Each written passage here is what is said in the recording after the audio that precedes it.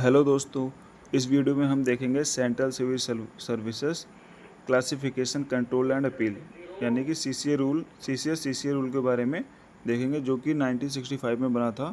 और ये जो रूल्स हैं ये आने वाले एग्ज़ाम्स में बहुत ज़रूरी हैं। जैसे एएमसीआरई का एग्ज़ाम है या फिर संजय गांधी पीजीआई या अदर जो भी कम्पिटिटिव एग्ज़ाम होते हैं जो जिनमें ये एडमिनिस्ट्रेटिव स्टाफ की वैकेंसी आती है, जैसे junior administrative staff, senior administrative assistant हुआ या फिर असिस्टेंट एडमिनिस्ट्रेटिव ऑफिसर का हुआ। इनमें जितने मतलब जो एडमिनिस्ट्रेटिव में आती है वैकेंसीज, इनमें इनसे रिलेटेड क्वेश्चन पूछे जाते हैं, जो कि कोड का पार्ट है।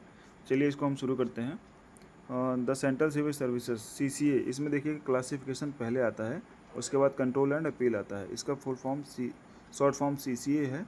और ये 1 दिसंबर कब बना था? 1 दिसंबर 1965 को बना था। ये याद रखना, 1 दिसंबर 1965 को बना था ये।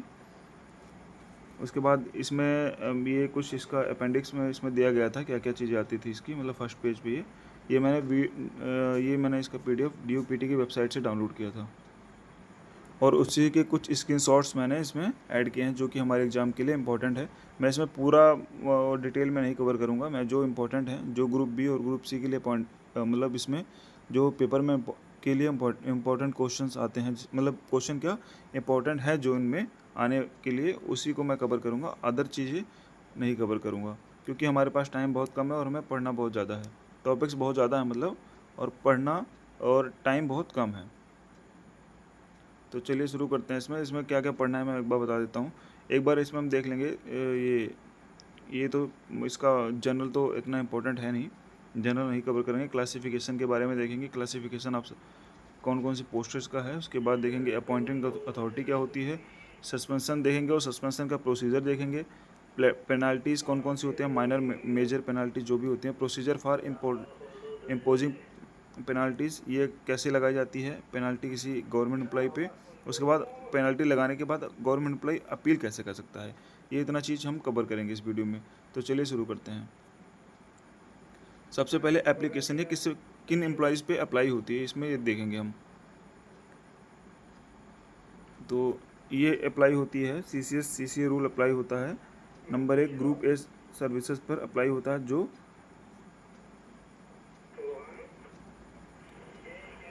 मतलब ग्रुप ABCD सभी कर्मचारियों पे अप्लाई होता है।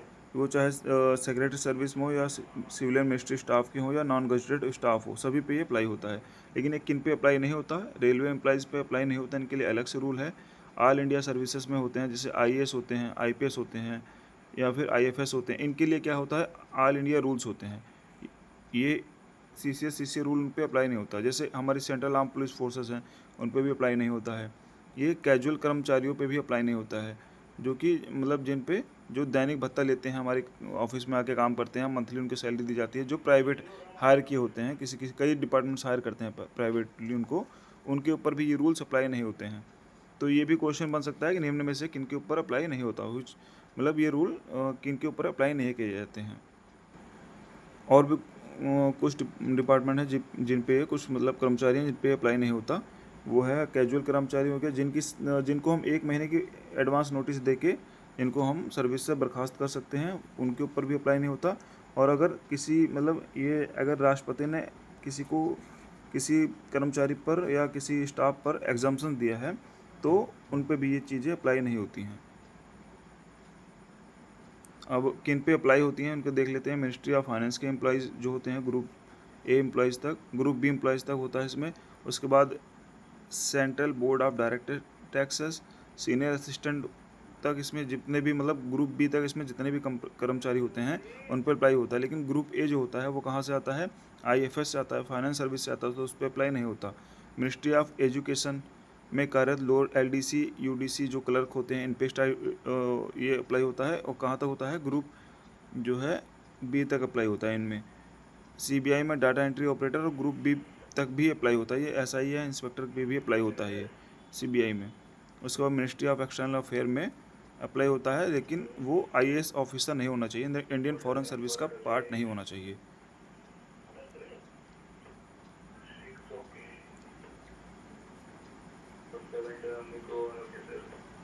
अभी फिर से इसमें देखते हैं क्लासिफिकेशन ऑफ सर्विसेज क्या है।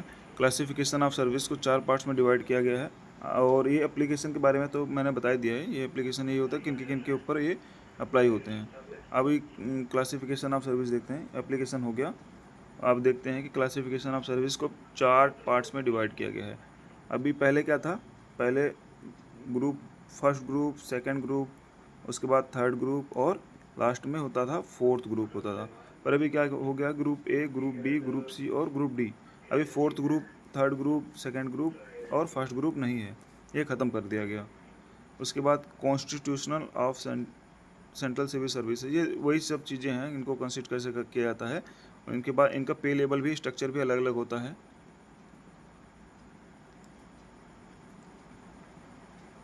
अब एक चीज़ हम जान लेते हैं, अपॉइंटिंग अथॉरिटी क्या होती है। अपॉइंटिंग अथॉरिटी होती है जो कि एम्प्लॉयज़ को अपॉइंट करती है। अब जैसे ग्रुप ए के लिए अपॉइंटिंग अथॉरिटी क्या है, ग्रुप ए जितने भी ग्रुप ए के डायरेक्ट भर्ती होते हैं, जिनका डायरेक्ट रिक्रूटमेंट होता है, उनके लिए क्या होती है अपॉइंटिंग अथॉरिटी, प्रेसिडेंट होती है उनके लिए। और ग्रुप बी और ग्रुप सी के लिए, ग्रुप बी सी डी के लिए ये शेड्यूल में होते हैं, जो उनके जो मतलब डिपार्टमेंट का जो शेड्यूल होता है जिसमें अपॉइंटिंग के बारे में लिखा होता है, उन्हीं के शेड्यूल में से लिया जाता है। अब जैसे सेंट्रल सीसीए के रूल के तहत जो रूल 9 में आते हैं, उनके लिए ग्रुप बी सी और डी के मतलब जो एम्प्लॉय हैं वो ग्रुप नहीं, रूल नंबर 9 में आते हैं उनकी अपॉइंटिंग अथॉरिटी के बारे में। अपॉइंटिंग अथॉरिटी के बारे में इतना जानना सफिशिएंट होगा, क्योंकि ग्रुप ए के लिए कौन है, प्रेसिडेंट है, बाकी के लिए शेड्यूल में होते हैं वो होते हैं। और या फिर ये अपॉइंटिंग अथॉरिटी बनाता कौन है, ये बनाता है प्रेसिडेंट, रिकमेंड करता है कि ये लोग इसके इस बिहाफ पे मतलब इनके अपॉइंटिंग अथॉरिटी होगी। और ग्रुप ए के लिए प्रेसिडेंट ही साइन नहीं करता, प्रेसिडेंट के बिहाफ पे कोई सेक्रेटरी या अंडर सेक्रेटरी से लेके ऊपर तक जो ऑफिसर होता है वो साइन करता है। अभी देखते हैं इसमें सस्पेंशन, सबसे मेजर पोर्शन यही है इस वीडियो का, और सबसे ज़्यादा क्वेश्चन यहीं से पूछे जाते हैं सस्पेंशन से। ये आप पढ़ने के चक्कर में मत पढ़िएगा, जो मैं बताऊंगा वही सबसे ज़्यादा इंपॉर्टेंट होगा, और मतलब उसी से क्वेश्चन बनते हैं। ये पढ़ने का मतलब अगर आपको पढ़ना है तो इसकी DOPT की वेबसाइट पे जाके इसका PDF डाउनलोड करके आप उसमें से देख सकते हैं, क्योंकि मैंने इसमें बनाने में इतना ज़्यादा मेहनत करी नहीं है, स्क्रीनशॉट लेके इसको अपलोड किया है। और अगर आप पढ़ना चाहें तो इसको HD में करके दिमाग लगाएंगे तो इसमें दिख जाएगा, अदरवाइज़ आप DOPT की वेबसाइट से डाउनलोड करके भी पढ़ सकते हैं। चलिए देखते हैं सस्पेंशन क्या होता है। सस्पेंशन को हिंदी में कहते हैं बर्खास्त कर देना, मतलब सर्विस से भी वो निकाला नहीं जाता, उसको कोई मतलब डिसिप्लिनरी एक्शन चलता है उस पर, तो उसे कुछ टाइम के लिए सस्पेंड कर दिया जाता है नौकरी से, उसको काम से मतलब उसको काम नहीं करने दिया जाता, उसको उस पोस्ट से हटा दिया जाता है, और ऑफिस प्रेमिसेस में ही रखा जाता है, उसे छुट्टी पे भी नहीं भेजा जाता सस्पेंशन के दौरान। अब एक चीज़ जानना ज़रूरी है कि सस्पेंड करने का इसको राइट्स किसके पास होता है, मतलब पावर किसके पास होती है। तो सबसे पहले अपॉइंटिंग अथॉरिटी है, जैसे जो ग्रुप ए का है वो प्रेसिडेंट होता है, लेकिन प्रेसिडेंट नहीं करता है। प्रेसिडेंट के बिहाफ पे कोई ऑफिसर जो प्रेसिडेंट जिसने मतलब प्रेसिडेंट को जिसको प्रेसिडेंट ने रिकमेंड किया है, वो प्रेसिडेंट के बिहाफ पर इसको सस्पेंड कर सकता है। दूसरा क्या होता है, डिसिप्लिनरी अथॉरिटी, जिस पे अगर जिसने किसी के ऊपर मान लीजिए कि करप्शन का केस लग गया है, तो जो डिसिप्लिनरी अथॉरिटी होगी जो करप्शन के केस को चेक कर रही होगी, वो उसे सस्पेंड कर सकती है। उसके बाद रूल रेफरेंस अर्जेंट केसेस में क्या होता है कि अगर किसी एम्प्लॉय पर गंभीर आरोप लगाए जाएँ जैसे करप्शन, क्रिमिनल केसेस, इसमें तो उनको कॉम्पिटेंट अथॉरिटी भी तुरंत सस्पेंशन ऑर्डर पास कर सकती है।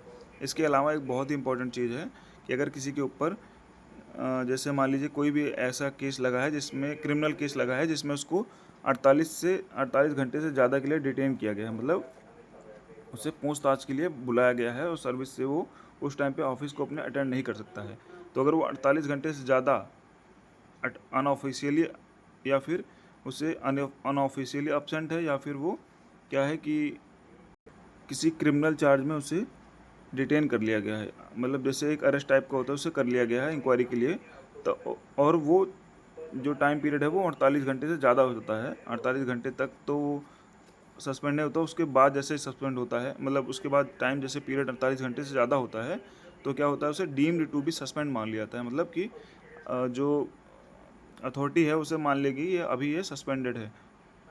तो इसमें 48 आवर का ध्यान रखना, ये ज़रूरी है। 48 आवर याद रखना इंपॉर्टेंट है, इसमें स्टार मार्क लगा के याद कर लीजिएगा इसको। उसके बाद यदि इसके ऊपर कन्वेंशन मतलब जो कन्विक्ट जिस सब्जेक्ट के लिए वो कन्विक्ट किया गया था, अगर वो प्रूव कर दिया जाता है तो, और इम्प्रिजनमेंट जो होती है, जैसे उसको सज़ा जो सुनाई गई जेल या जो भी होता है, वो 48 घंटे से ज़्यादा की होती है, तो भी उसे सस्पेंड मान लिया जाएगा। और सस्पेंड का पीरियड कितना होता है, एक टाइम पर सस्पेंड 90 डेज़ के लिए लगाया जाता है।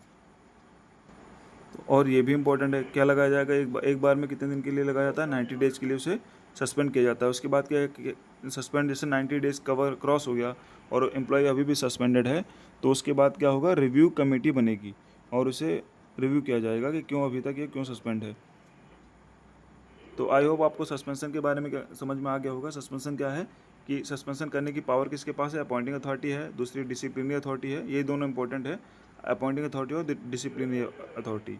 उसके बाद या फिर एनी अदर अथॉरिटी जिसे प्रेसिडेंट ने अपॉइंट किया है कि ये आप सस्पेंड करिए इसे, ऐसी कोई अथॉरिटी जिसे बना दी वो भी सस्पेंड कर सकती है। उसके अलावा क्या है कि अगर एम्प्लॉई 48 आवर से ज़्यादा के लिए डिटेन किया जाता है किसी इंक्वायरी में, तो उससे फिर डीम्ड टू बी सस्पेंड माना जाएगा, मतलब कि वो अभी सस्पेंडेड है।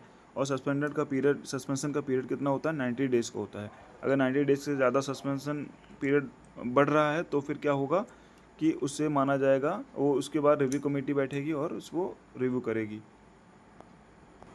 और रिव्यू करने के बाद देखा जाएगा, मतलब उसमें ऐसा प्रोसीजर होता है कि 90 डेज़ में ये डिसाइड कर लिया जाए कि ये जो सस्पेंडेड किया गया है उस पर मतलब जो सस्पेंशन के दौरान उस पर केसेस चलते हैं, प्रोसीडिंग चलती है, प्रोसीडिंग के अंदर उस पर 90 डेज़ के अंदर डिसीजन आ जाना चाहिए कि इसे आगे सर्विस में रखना है, कंटिन्यू करना है, या फिर अदर कोई पेनल्टी दे के इसे सर्विस से निकालना है, या जो भी एक्शन लेना है वो 90 डेज़ के अंदर आ जानी चाहिए। उस पर फिर 90 डेज़ जब क्रॉस होता है तो उसे रिव्यू कमेटी बैठती है, उसके बाद उसे पेनल्टीज़ दी जाती है। अब कैसे क्या क्या पेनल्टी होती हैं वो देखते हैं हम। पेनल्टी दो टाइप से होती है, एक होती है माइनर पेनल्टीज़ होती हैं और मेजर पेनल्टीज़ होती हैं। माइनर पेनल्टी के बारे में देख लेते हैं क्या क्या है।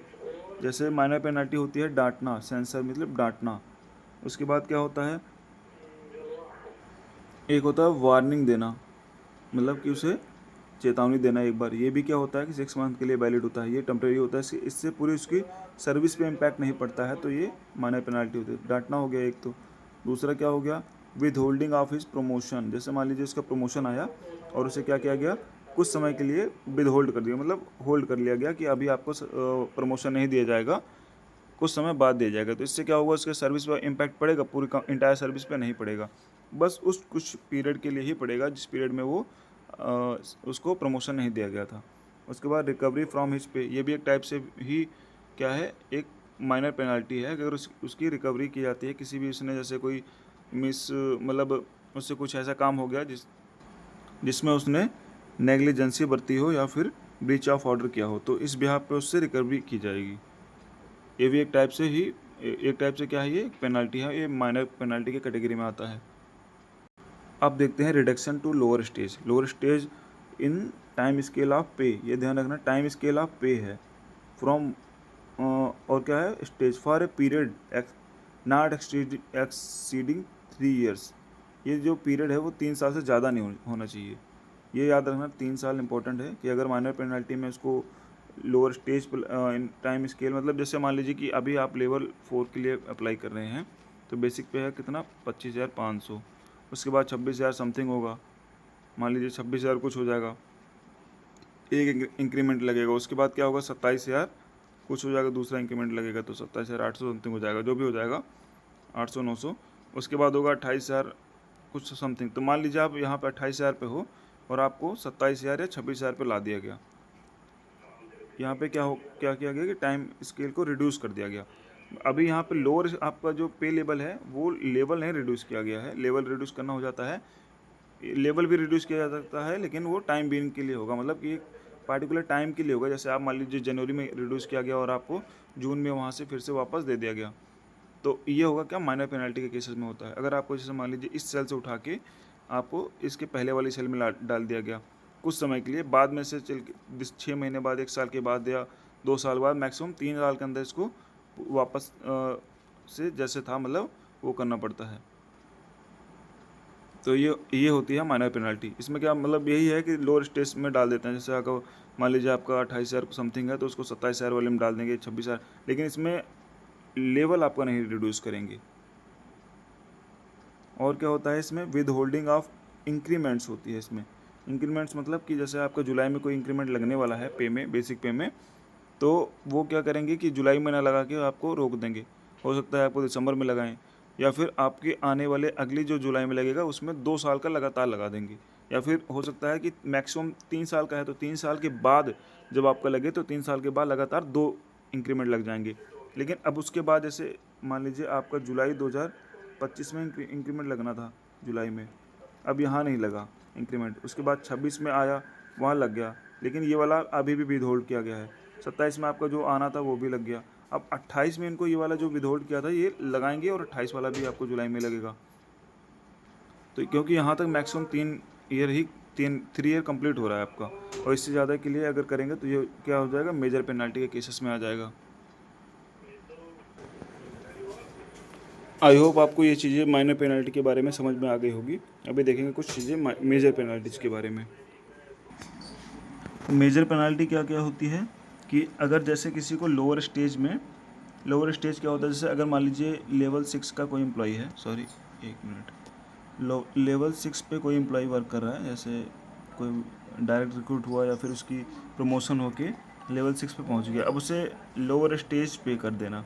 जैसे लेवल या फिर लेवल 7 पे है तो उसे लेवल 6 पे कर देना, लेवल 6 पे है तो उसे लेवल 5 पे कर देना, मतलब लोअर स्टेज, एक स्टेज को ही जस्ट डाउन कर देना। तो इसमें बहुत बड़ा इम्पैक्ट पड़ता है सैलरी पे। जैसे मान लीजिए कि लेवल 6 पे 35,400 के समथिंग ऐसे है, शायद एग्जैक्टली मुझे याद नहीं है, पर 35,400 है। लेवल 5 पे कर देने पे क्या होगा, उसकी 25,500 हो जाएगी बेसिक पे। अब यहाँ से जो वो रिसीव करेगा पे, और यहाँ पे जो रिसीव करता था वो पे, उन दोनों में बहुत मेजर डिफरेंस आ जाता है। तो ये क्या हो जाती है, एक टाइप की मेजर पेनल्टी हो जाती है। और क्या दूसरा क्या है कि कंपलसरी रिटायरमेंट भी भेजा जा सकता है इसमें। एक तो ये हो गया, दूसरा हो गया compulsory reduction to lower time scale of pay, ये भी किया जा सकता है। लोअर स्टेज पे भी किया जा सकता है। टाइम स्केल मतलब अगर मान लीजिए आप 35,400 पे रिसीव कर रहे हो, और रिसीव कर रहे हो 35,400 के बेसिक पे भर्ती हुए, फिर आपने एक इंक्रीमेंट लिया अगले साल 36,000 समथिंग हो गई, फिर अगले साल एक इंक्रीमेंट लिया 37,000 समथिंग हो गई, तो आपको 37,000 समथिंग से डायरेक्ट 36,000 कर देना। और ये यहाँ से फिर आपको कभी भी आगे जो पहले माइनर पेनल्टी में क्या था, 3 साल के अंदर इसको वापस आपको रिकवर कर दिया जाता था, और उसी टाइम पीरियड के लिए आपका इम्पैक्ट पड़ता था सैलरी पे। लेकिन इसमें क्या होगा कि उस टाइम पीरियड पे नहीं, ये आपकी पूरी कंप्लीट सर्विस पे इम्पैक्ट करेगा। बाद में आपको इंक्रीमेंट मिलते रहेंगे, लेकिन ये जो 1-2 इंक्रीमेंट काटेंगे वो दोबारा से ऐड नहीं होंगे। तो ऐड नहीं होने पे क्या होता है कि ये हो जाएगा कंप्लीट सर्विस पे इम्पैक्ट जब पड़ेगा, तो ये मेजर पेनल्टी के अंदर आएगा। इसके बाद क्या क्या मेजर पेनल्टी होती है, एक देखिए आता है कंपलसरी रिटायरमेंट भेज देना किसी को। ये बाय फोर्स भेज सकते हैं ऐसे, लाइक उसे बाय फोर्स करना कि आप जाइए रिटायरमेंट, या फिर आपको डिसमिस कर दिया जाएगा। और क्या होता है फिर, रिमूवल या फिर डिसमिसल होता है। रिमूवल एक तो हो गया रिमूवल, दूसरा हो गया डिसमिसल। रिमूव करना सर्विस से और डिसमिस करना सर्विस से, ये दोनों में एक डिफरेंस है। रिमूव करना, अगर आपको रिमूव किया गया है तो आप वापस आ सकते हो, डायरेक्ट रिक्रूटमेंट होके या फिर अदर तरीके से रिक्रूटमेंट करके आप आ सकते हैं। लेकिन अगर डिसमिस कर दिया गया है तो दोबारा नहीं आ सकते हैं आप इस सर्विस में, या किसी भी गवर्नमेंट सर्विस में आप। इसमें मतलब आपको बहुत ज़्यादा चार्जेस लगा के भेजा जाता है कि आप कोई दोबारा कोई गवर्नमेंट एम्प्लॉई ना बन पाएँ आप। तो ये दोनों डिसमिसल और रिमूवल में डिफरेंस होता है। तो आपको इन चीज़ों के बारे में पता चल गया होगा।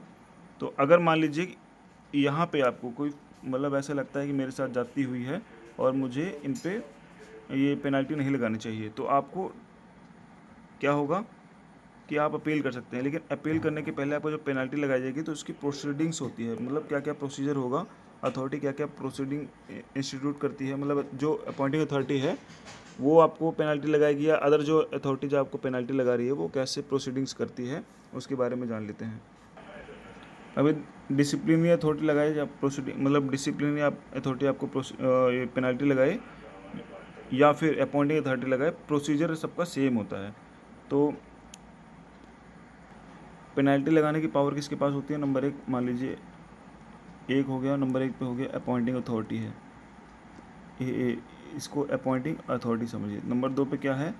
डिसिप्लिनरी अथॉरिटी, DA हो गया। नंबर 3 पे कौन है? प्रेसिडेंट ने किसी को एम्पावर कर रखा है, मतलब इसको शक्ति दे रखी है कि आप इसकी मतलब इसके केसेस को चेक करो, अगर ये फॉल्ट पाया जाता है, ऐसा कुछ इसमें मतलब मिसकंडक्ट पाया जाता है तो आप इसे सस्पेंड कर दो या डिसमिस कर दो, रिमूव, जो भी पेनल्टी लगानी है वो लगा सकते हैं। तो ये तीनों अथॉरिटीज़ हो गई जो लगा सकती हैं। अब लगाने के प्रोसीजर क्या है कि किसी भी एम्प्लॉय ने, जो गवर्नमेंट एम्प्लॉय है, सबसे पहले उसको क्या करें, अगर उसने किसी भी मतलब जैसे कोई मिसकंडक्ट किया है, मिसबिहेवियर किया है, तो उसे क्या करते हैं, सबसे पहले उसे गवर्नमेंट एम्प्लॉय को इन्फॉर्म करेंगे इन राइटिंग कि उसके खिलाफ़ क्या एक्शन लिया जा रहा है और उसने क्या मिसकंडक्ट या मिसबिहेव किया है। और उसके बाद सबसे पहले क्या करेंगे, उसको रिटर्न में इन्फॉर्म करेंगे। तो नंबर 1 हो गया इन्फॉर्म। दूसरा उससे क्या लेंगे, रिप्रेजेंटेशन लेंगे कि आपने मतलब उसे लिखित रिप्रेजेंटेशन लेंगे कि आपने क्यों किया ऐसा, उसके बारे में कोई सफाई मान लो दे दीजिए। रिप्रेजेंटेशन आने के बाद इंक्वायरी होती है। अब इंक्वायरी कब होगी? अगर ये माइनर पेनल्टी है तो इस पर डिसिप्लिनरी अथॉरिटी डिसाइड करती है इंक्वायरी कराना है कि नहीं कराना है, इसको डायरेक्ट माइनर पेनल्टी लगा देनी है।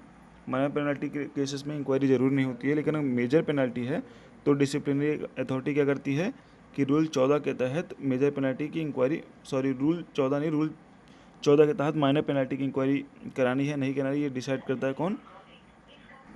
ये डिसाइड करता है डिसिप्लिनरी अथॉरिटी। लेकिन मेजर पेनल्टी में इंक्वायरी होती ही होती है, इंक्वायरी मस्ट है। तो प्रोसीजर सबका सेम है। हम नंबर 1 पे उसको एम्प्लॉय को, गवर्नमेंट एम्प्लॉय को इन्फॉर्म करेंगे, उस नंबर 2 से रिप्रेजेंटेशन लेंगे, उसके बाद नंबर 3 पे क्या होगी, इंक्वायरी चलेगी। अब इंक्वायरी चलने के साथ साथ इसमें क्या किया जा सकता है, अगर इंक्वायरी अथॉरिटी को या मतलब जो डिसिप्लिनरी अथॉरिटी है उसे ऐसा कुछ लगता है कि जिसे उसे समझ में नहीं आ रहा है, तो किसी कमीशन में मेनली UPSC होता है, इससे वो कंसल्ट कर सकता है, या अदर किसी कमीशन से भी वो कंसल्ट कर सकता है इस बारे में। उसके बाद 4th स्टेज पे क्या होता है, रिकॉर्डिंग ऑफ फाइंडिंग्स होती है। जो भी उसमें मतलब तथ्य निकले हैं उसके फेवर में, मतलब फेवर में या उसके अगेंस्ट में, उसको फाइंडिंग्स कहते हैं और उसको क्या करता है, रिकॉर्ड किया जाता है। और ये फाइंडिंग्स जो होती है माइनर और मेजर, माइनर में भी अगर प्रोसीडिंग्स चलती है तो क्या होता है कि वो भी वहाँ पे भी रिकॉर्ड किया जाएगा और मेजर में भी, दोनों जगह रिकॉर्ड किया जाता है। जो फाइंडिंग्स क्या होती है, लास्ट में प्रोसेस होती है, सबसे लास्ट में क्या होगी, फाइंडिंग्स की प्रोसेस की जाती है, और जिसमें देखा जाता है कि चार्जेस जो लगाए गए हैं वैलिड है या नहीं है। इसके बाद फाइनल ऑर्डर को जारी कर दिया जाता है। फाइनल ऑर्डर जारी करने के बाद इसकी जो कॉपी, एक कॉपी होती है फाइंडिंग्स की, उसको दे दी जाती है एम्प्लॉय को, और एक जो मेन कॉपी होती है वो डिसिप्लिनरी अथॉरिटी अपने पास रखती है। अब जो फाइंडिंग्स ऑफ रिकॉर्ड होता है, इसमें क्या क्या होता है, इसमें आर्टिकल ऑफ चार्जेस होते हैं कि मतलब आपने इसमें लिखा होता है कि आपने क्या मिसकंडक्ट किया है और उस पर ये वाले चार्जेस लगाए गए हैं। उसमें पूरा मतलब ये वाले चार्जेस कहाँ से लिए गए हैं, क्या मतलब इसका पूरा सोर्स, और आपने जो मिसकंडक्ट किया है उसकी पूरी रूल, उस पर जो रूल बने हैं उस बिहाफ पे आपको ये सज़ा दी गई, ये सारा कुछ लिखा होता है।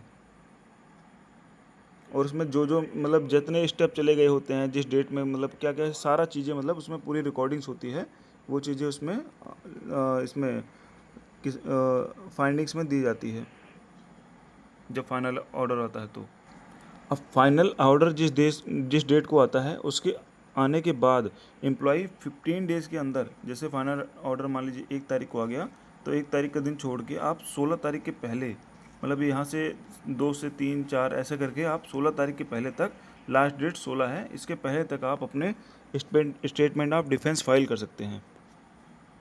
इसको मैं नेक्स्ट स्लाइड में या फिर इसको क्लियर करके दिखाता हूँ।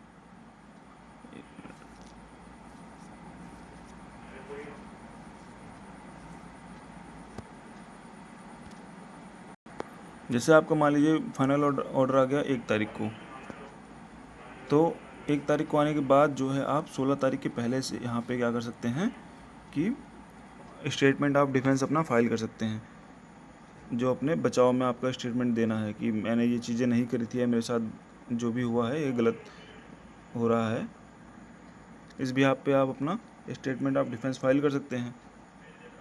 अब स्टेटमेंट ऑफ डिफेंस आपने फाइल कर दिया तो डिसिप्लिनरी अथॉरिटी क्या करती है कि स्टेटमेंट ऑफ डिफेंस आने के बाद या तो वो खुद इंक्वायरी करेगी या किसी को अपॉइंट कर सकती है, जैसे गवर्नमेंट सर्वेंट है या लीगल कोई प्रैक्टिशनर है, जैसे कोई वकील या जज ऐसे कोई होता है, जज नहीं वकील होता है ये मेनली, इनको लीगल प्रैक्टिशनर होते हैं जो ऐसे कोई जो प्रैक्टिस कर रहे होते हैं उनको अपॉइंट करती है।